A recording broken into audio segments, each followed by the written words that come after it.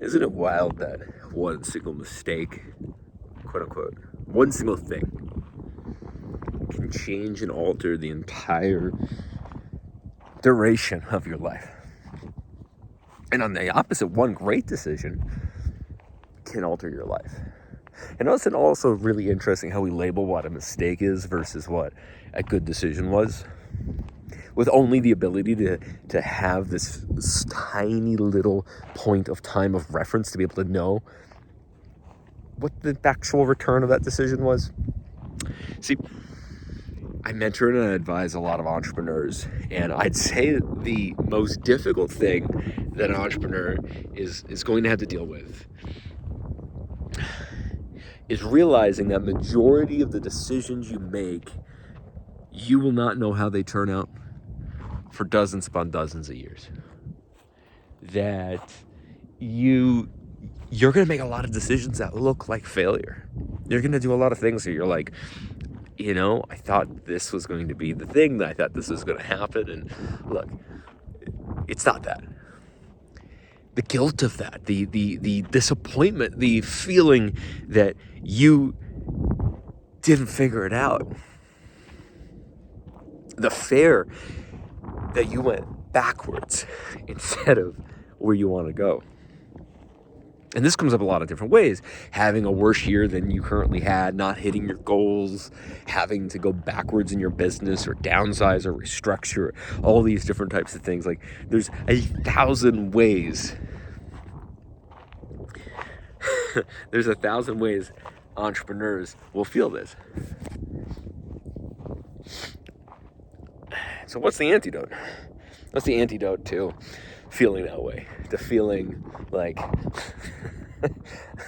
like every day, the best entrepreneurs I meet fail 80% of the time. So how do you make it so that, 80% of the time that you don't feel terrible? And the antidote is to realize that the only way to true success is to fail more than you succeed. And here's why. Because you learn almost nothing when you succeed. A lesson isn't learned until it's painful, right? If it's not painful, it's just a cool thing that someone told you on YouTube or you read in a book, and it's a little whisper. But a true failure, something that really didn't work the way that you thought it did, that creates the operating system where you live your life and where you build your business.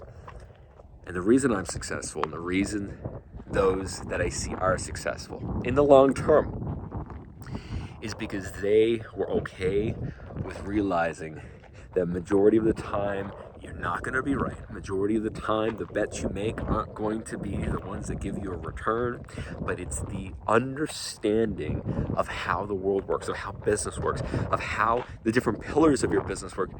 That is what actually makes it so that somebody is successful. And not just one business is successful. They are successful because their entrepreneurial DNA gets created. And when your entrepreneurial DNA gets created, that's what creates a maverick. That's what creates somebody that everything that they touch, to a degree, succeeds because of all the failures that led them to have the mindset, to lead them to how to structure things in their life. And you can't get there any other way. You can't cheat your way to this. You can speed it up, right? You can speed it up by increasing the degree of failure. You can have great people around you. You can have great mentors around you. These things, like, you can speed it up, but you cannot cheat it. This requires your debt to be paid upfront and in full. This is not something you can skirt around. And if it is, if you haven't failed yet, if you haven't woken up and been like, wow, I suck, you need more days where you wake up. You're not playing big enough if you're not feeling that.